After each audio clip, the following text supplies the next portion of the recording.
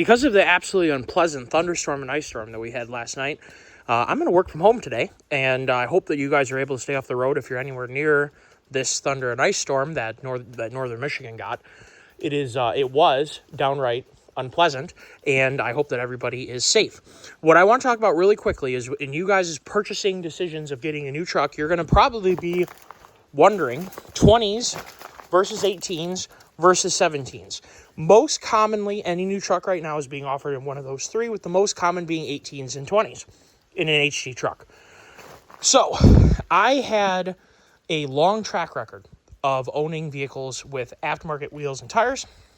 This is my first time in a very long time having a new truck that I retained the stock wheels. Because number one, I like the way they look. Number two, I generally don't like the harsher ride that 20s give. That is 100% true. That is 100% the case that a tire with more sidewall is going to have better performance when aired down correctly. Tire pressures we've talked about is so important. The very first part of your vehicle's suspension system is your tires and the way that they interact with the wheels. So wondering which one you should get, or if you're wondering for aftermarket wheels, which one you should get, the most important things you need to consider are the wheel width, and that needs to be kept into mind. First of all, going too wide has a lot of negative potential handling issues, potential tire shape and wear issues. There's a lot of weight that a wheel possesses, so the weight of the wheel is actually a substantial part of the wheel and tire combination. So keeping a lighter wheel is always going to work in your favor as long as it's strong enough. Going with a ridiculously heavy wheel that you don't need the strength of, and a lot of times these aftermarket wheels are not very strong. So they're heavy, not for strong's sake. So be incredibly careful with that. I want to advise something really quickly. The wheels that come on your OEM vehicle, they may not always look the best. Commonly like to change wheels. The surface finish and the materials and the strength of the wheel on an OEM wheel is usually far in excess of the quality and strength of material finishing that you get on an aftermarket wheel. Most commonly, that is the case. So I would recommend in your truck searches, unless you are committed to getting aftermarket wheels, that you should make sure that you like the wheels that are on your truck in the first place. What are the differences between 17s, 18s, and 20s? Well, if you're buying metric tires, there could be a huge difference. The difference being metric tires are sold using millimeters. First number is the width. Second number is the aspect ratio. The aspect ratio, these are 65s, and then the tread width is 285 millimeters. The way you get the height is 285 times 65%. That makes millimeters. Convert it to inches, double that number, and then add the wheel height. Because that number gives you the sidewall height. Sorry, my hand was out of the picture there. The sidewall height. So there's two sidewalls that make up the height. So down here, the wheel, and then here. So double the sidewall height plus the wheel width or wheel diameter gives you overall diameter. So 285 in millimeters converted to inches gives you width. And then tread width times aspect ratio times 2 plus the wheel diameter gives you overall height. There is an advantage to playing, and Wet Layla over here is licking the snow because she's weird. She's a weird dog. We've had, like I said, a crazy ice storm, and she's just loving all the water she can jump in. Really, Layla? Really? Can you maybe not lick that, please? Who knows what kind of runoff is coming off of my truck. There's a game that you can play by having a larger diameter wheel. It is easier to buy high capacity, large diameter, metric sizes when you have a 20 versus a 17 for sure. There obviously is like 315, 70R 17s, and then there's sometimes 75 aspect ratio 17s as well. But in regards to the 20, it is very common and very easy to buy 34 to 35 inch tall, 20-inch wheel tires that are, like I just said, 34 to 34 and a half inches tall. So that works out extremely well for those people with like a new Super Duty with a huge wheel well to fill.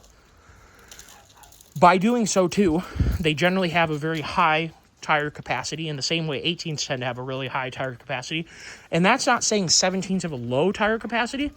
It's just that a common sizes produced in 17s are generally like 265 70R 17s, 285 70R 17s, or some of the more common pickup truck LT tires produced in 17s in the metric size. If you want to go English, there's next to no difference because you can get 33 12.5, 35 12.5, 37 12.5, 38 12.5, and probably 13.5, and 40 12.5 and 40 13.5 in both or in all 17s, 18s, and 20s. So if you're going English size tires and you're specifying the diameter, you can go straight to that diameter with all the tires. So that doesn't really matter to you very much. When it comes to more conventional on-highway tires, you can get very easily and relatively cheap priced. These are 285 65 R20s. They're 34.5 inches in diameter and about 10.8 inches wide. It's a pretty good sized tire and a very well-rounded tire. You can commonly buy that tire for a 20-inch wheel, and that fills out a Super Duty's wheel well extremely nice. Now, GMs tend to have a little bit smaller wheel wells. Rams have smaller wheel wells than Fords, but they still fit pretty big tires. Really, Layla? Are you serious right now? Just go jump in the pond or something. Let's talk about towing capability. As long as you are aired down, and yes, I said that very clearly, aired down to the right pressure for the weight that is on your tire, they all perform incredibly similarly if you're comparing a similar amount of sidewall height. They also tend to ride, they also tend to ride very similarly as long as you're comparing similar sidewall height. You shouldn't be comparing directly a really small sidewall, for instance, a 33-inch, 20-inch tire, 33-inch diameter with a 20-inch wheel, to a 33-inch, 17-inch wheel. That is a lot more sidewall going on. There's a lot more room for that first portion of your suspension to act. When towing, as long as you're airing down a 20 right or airing down a 17 right, and you need to be careful too because I made a video on the calculation for doing that, and then you should absolutely check your work with chalk testing, and for sure take your trailer out without your family and your dogs and everything, and kind of get a feel for how it all feels. What you'll feel when you air it down correctly is that the truck dampens the trailer's vibrations out very fast. You can shimmy the truck, and it's and it's going to go straight. Because the tires are the first portion of the vehicle that contacts the road, and that generates the traction that therefore, hopefully, the weight of the vehicle can use to help control the trailer with. It's very, very important. I generally like 17-inch wheels. Now, I will say, the Tremor, for instance, comes with 285 75 R18s. That is a healthy 35-inch tire with a good section width that performs extremely well and has an incredibly high weight rating.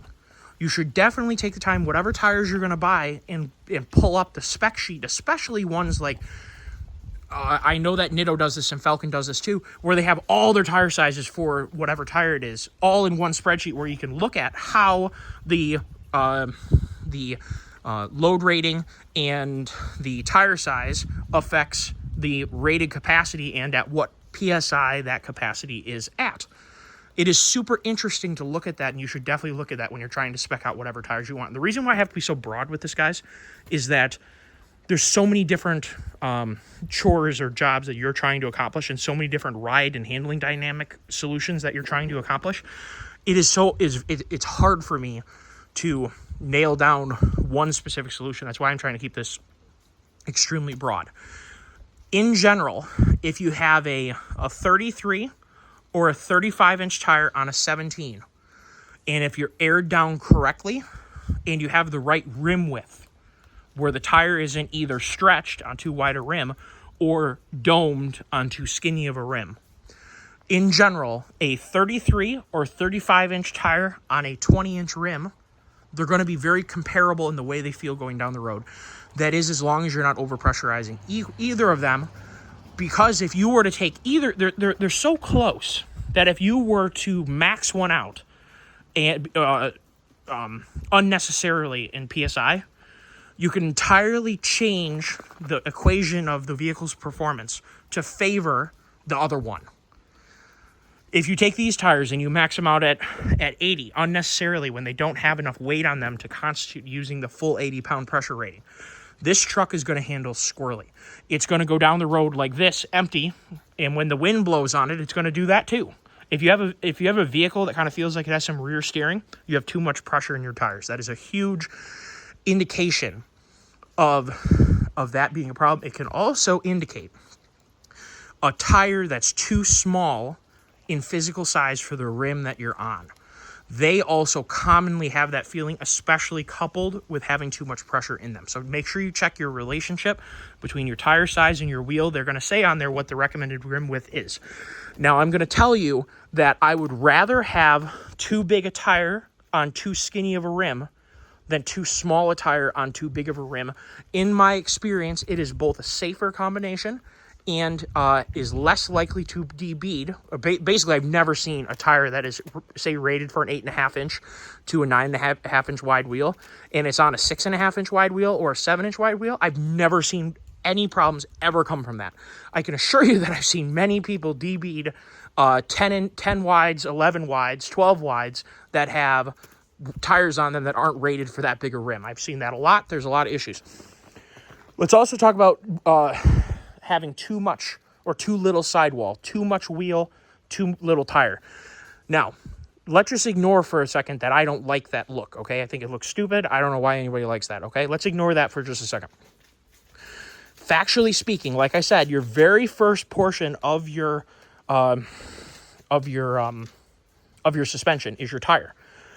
If you have no tire there, how do you expect that first portion of your suspension to impact your vehicle? It's going to ride incredibly harsh. The other thing you're going to need to worry about is pinch flatting. And in this case, what we're talking about is impacting the tire so hard that it blows the bead off of the wheel or damages the bead. The other thing that can happen is the tire may still be okay, but the wheel itself is damaged from impact because there wasn't enough cushion that the tire was supposed to provide between the wheel and the tire. In my opinion, if I could avoid running 33s and 20s, I think that is the absolute limit.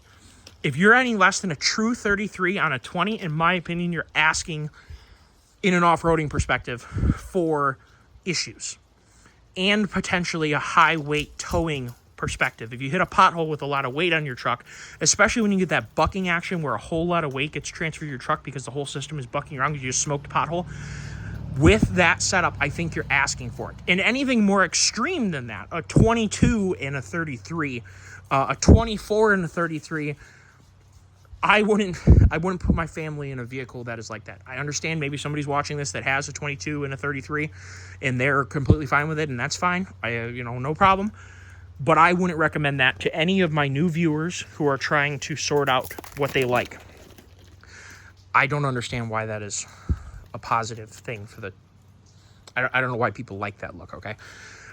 In the same way, an obnoxiously sized tire, a 40 on a 15 or a 16, is definitely going to have some interesting handling characteristics when overloaded.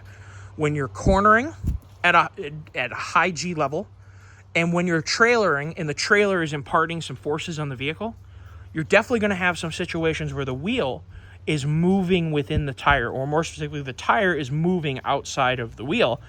So your contact patch is ever-changing relative to your wheel centerline, which is going to impact how the truck feels. It may have a little bit of a stepping feeling when you're cornering.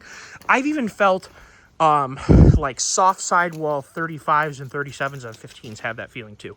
So it's kind of a weird feeling, and I definitely don't want to see you guys do that to a heavy-duty truck that has heavy-duty uses being used with it. So all in all, most of you guys want to have a normal wheel and tire package. You want to have, probably a lot of you guys want to stick with your stock wheels. There is nothing wrong with the tire size given by by the OEM. This truck had 275/65 R20s. They are 10 millimeters skinnier than the tires I chose to put on it, and like 10 or 15 millimeters shorter in height than these tires are. Does it make a lot of difference? No. The biggest thing is that I knew that I could fit them. I knew it wouldn't compromise my ride quality. I knew that it would enhance the amount of sidewall that I had, which had handling implications, pothole absorption implications, ride quality, which I guess are kind of handling implications as well. There were good reasons to have a slightly bigger tire. And those of you guys, as I found out, 295/65 R20s are A, pretty easy to get, B, a little bit bigger than this, and get you into that true 35 as opposed to being a small 35 territory. And as you can see, I have plenty of wheel well, both turning and whatever, and given a 295 isn't as wide as a 12.5. So I commonly on a Ford or a Ram, your radius arm in here is kind of where it's going to hit. It also may hit the sway bar, though these new Fords have some really nice bending to get them, whoopsies, that they probably learned with the tremor to get that out of the way. And also, the other place that you're going to commonly hit is usually here. Whoopsies, my finger wasn't pointing here. Usually right here on the wheel well. And on other vehicles that have a little bit different layout, commonly a GMT 800 or a GMT 900 Chevy, they commonly hit on the front bumper up here. So you end up taking a little Sawzall, whoop, and you can fit a huge tire on those trucks without having to do anything too crazy. Really quickly, one of the most important things is why, and I'm sorry if Layla's being too distracting for you, she's just silly. The most important reason why you put a different tire on your vehicle is, one, the tread compound or the tread design is better fitting for your uses. Two, you need to have more clearance and potentially lower or higher ground pressure. So you're changing the width, you're changing the height. The height picks the distance from the axle center line up. So the radius of the tire, so if you go up 2 inches, you only go up 1 inch of clearance relevant because the extra inch is on the top, which gives you more differential clearance. It gives you more radius arm clearance. It gives you more water fording. It gives you more room for your undercarriage, so it improves your breakover angle. There's lots of things that a bigger tire does. Keep in mind, going up 2 inches doesn't make that big a difference. So to any of these numbers, going from a 33 to a 35 has a lot of weight penalty and loss of effective ratio capability, so your engine works harder to do the same amount of work. Your driveline works harder to do the same amount of work. Your RPMs are going to drop. Potentially your fuel economy is going to decrease. There's downsides to running a bigger tire. The bigger the tire you have, generally speaking, the heavier weight capacity it has. So there's a lot of advantage to running these big tires. These are big tires for back in the day. If this was 2001, these were big tires to have on your vehicle. And the fact that your vehicle comes with 275, likely comes with 275/65 R20s, that was a big tire to have back in 2001, okay? Things have kind of evolved and changed. But what we've gained from this is, first of all, we've gone to these huge brakes, and the trucks have gotten heavier, and the trailers have only gotten heavier. And what we're able to do is we're able to have a good contact patch, and which improves handling and braking. Lots of good things have come from going to a bigger tire. Make sure that you aren't only going to a bigger tire for looks. I get that you may want to do that, but keep in mind you're going to likely lose fuel economy. You're going to likely lose speed, performance. Your range is going to drop, and you may have some handling changes that may not be as advisable, or as, maybe not advisable isn't the word, but may not be as advantageous for what you're trying to accomplish. So, in regards to, I guess to wrap this all up, that is how 17s versus 18s versus 20s work in the real world. You can decide for yourself by looking at the spec sheets if the added capacity is important to you, if the added diameter is important to you, if the added width is important to you. But please don't simply not buy a truck only because it has 20s when you think you might want to have 18s, because really there's some advantages to 20s, and as long as they're aired down properly, they ride very, very well. This is an F-350 with 4,380 pounds of payload, and the only time with these tires aired down that it has a, I would call, uncomfortable ride, and keep in mind that's coming from someone who has an 80s truck, a couple 90s trucks, some 2000s trucks, so like I've been around the block a little bit, so I guess I'm maybe a little bit more comfortable with a bumpy ride. The only time where and I also ride dirt bikes and quads and ride side-by-sides fairly aggressively. I guess I have a little bit of a robust pain tolerance to annoyance, okay? I'll admit that to you guys. But the only time that this truck is like, man, I need a kidney belt, this sucks, is if you're on a dirt road that is absolutely potholed to death. Like I'm talking, there's a pothole every foot in each direction, just boom, boom, boom, boom, boom, like the moon. That is unbearable in this truck. I slow down to like 5 miles an hour because it's absolutely unbearable. In my experience, a 35 on a 17 would make all the difference to this truck if that's what you were using the truck for. If you were going to be using the vehicle for mostly off-road, I would go with a 17. The problem is that OEM 17s are skinny, so they don't respond or they're not maybe as ideal for a 35 12.5. The other thing is they don't have very much offset, so when you go to a bigger tire and maybe you lift your truck or maybe you don't get any extra track width. Offset is an important thing to discuss. These are stock tires with no spacers. As you can see, the rear wheel is tucked in because the bed is slightly wider than the front, and the front tire is just barely, sitting out there, and yes, it's got a little bit of a left turn. By going out in track width, you make a huge difference to handling. You would be amazed. I have a buddy who, in fact, you're going to see one of his trucks in the long bed video if you want to stick around and watch the short bed versus long bed video. He really likes like negative 22 offset. He really likes 10 wides, and he really likes usually 33 or 35 inch Nitto mud grapplers. He's had Nitto mud grapplers just 6-7 sets over the years and just have on a bunch of different trucks. He really likes his Nitto mud grapplers, and I really like his Nitto mud grapplers. And I really like how those negative 22s, they're 17s, and also he had 15s that had a similar offset as well on a K1500 with 33 12.5s. When you stance out a truck that much, yes, there's some huge downsides to bearing wear, ball joint wear, tie rod wear. Those are all real issues. The other thing is his trucks always rub because he likes the high or the low center of gravity look. Big tires, short truck. He'll take a Sawzall to the fenders if he has to make it work the way it does. The thing is, his trucks drive like they're NASCARs. The handling on them is incredible because he's got either 12.5 or 13 wide, 13.5 wide Nittos, which are softer compound anyway. They have a lot of rubber on the ground. They're well siped from the factory. And because he's got an extra 2 inches of width on both sides, he's got a 4-inch wider track width, approximately. It makes a huge difference. I like to run 0 offset wheels if I run aftermarket wheels. These are a lot more. I don't know their offset off the top of my head. I would guess they're like plus 42s or something like that. I don't know off the top of my head what these are. But they're a lot less. I like to run 0 offset wheels, which gives me usually about an inch or so more poke than what you're looking at right now. 1.5-ish per side. So I'm gaining between 2 and 3 inches of track width. And I ran those on my F-250 7.3 or 6.7 Super Duty for a very long time, 35 12.5 17s. And that combination provided excellent handling, excellent stability, and really good towing stability. The biggest thing you absolutely do feel when you run an aftermarket wheel is the loss of you definitely lose a couple between 1.5 miles to as high as 3 miles a gallon, depending on if you have gas or diesel. It makes a big difference. And the other thing is that even though you have really good stability, in my opinion, when you're loaded up really heavy and you're aired up or aired down to the right amount, so you have excellent dampening of your system, you are very stable.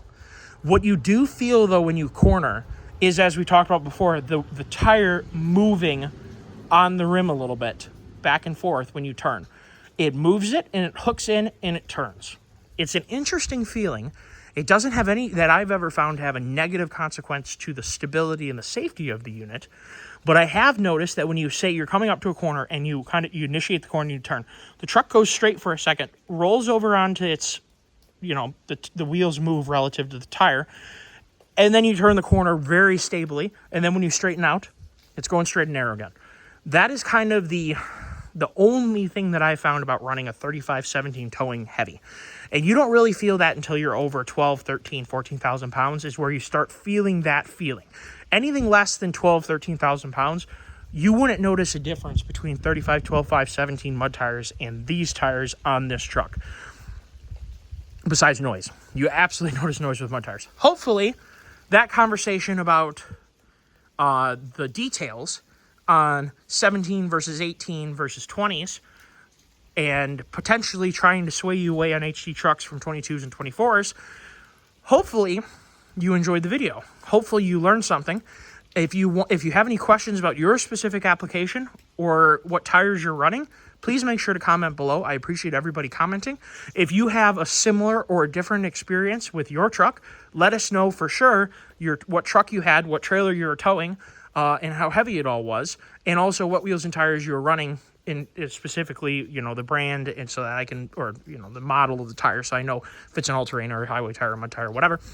I'd be more than happy to discuss with you, or I'd like to learn if you had a different experience than I did. So hopefully you enjoyed the video. Comment down below. Yes, I know it's a long video, but I just think that this is not something that should be looked at. None of these conversations that I post on my YouTube channel should be ever answered with one word, because the best thing to do is to explain my experiences with a certain situation, and I find that to be the most valuable for other people. Let me know if you feel the same. So far, my commenters have let me know that they've gained a lot of value on my videos, even though they're longer. I respect your time, but I also respect you more than to just say something ridiculous like 17s are always better, 18s are always better, 20s are always better. That's stupid. That's not true at all. As you've found out, I hope in this video, it's an application-specific situation, and there are positives to all three of those sizes, which are commonly available still on new vehicles. I don't really think there's any 16s or 15s still in circulation. For sure not an HD truck, but even a half-ton, I don't think 15s and 16s are even, for sure not 15s. I know that for a fact. But you're also going to find really quickly, too, the selection of tires relevant to 15s and 16s are in the garbage tank. Very, very few options. There are so many more options for 17s, 18s, and 20s. Instead of fighting it, there are some advantages to 17s, 18s, and 20s that we've discussed in this video. So if this is right now is end of March 2025. If you're building a Jeep or a Bronco or whatever your off-road vehicle is right now, and you're trying to decide on what wheels to run, unless you want to run Swampers, I highly recommend looking at getting the wheels for your new rig to be 17s, 18s, or 20s, with 17s being probably my preferred recommendation for an off-road rig. Because if you buy 16s right now or 15s, unless you're building a mud truck, your options, and for sure not 16.5s, are very, very limited. Very limited if they're less than 17 inches in diameter. Hopefully you guys enjoyed the video. I hope I covered what I wanted to cover. Let me know how I did. Take care. Remember to like and subscribe. Take care. All. Bye-bye.